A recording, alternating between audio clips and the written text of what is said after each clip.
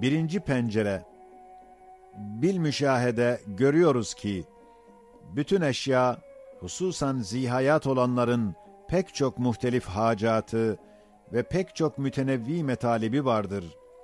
O matlapları, o hacetleri ummadığı ve bilmediği ve eli yetişmediği yerden münasip ve layık bir vakitte onlara veriliyor, imdada yetiştiriliyor. Halbuki o hadsiz maksutların en küçüğüne o muhtaçların kudreti yetişmez, elleri ulaşmaz. Sen kendine bak, zahiri ve batini hasselerin ve onların levazımatı gibi elin yetişmediği ne kadar eşyaya muhtaçsın. Bütün zihayatları kendine kıyas et.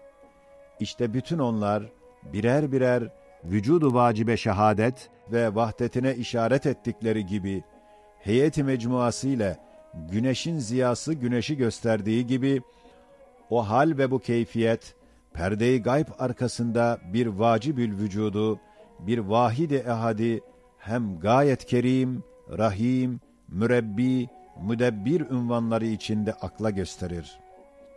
Şimdi ey münkiri cahil ve ey fasık-ı gafil, bu faaliyeti hakimaneyi, basiraneyi, rahimaneyi ne ile izah edebilirsin?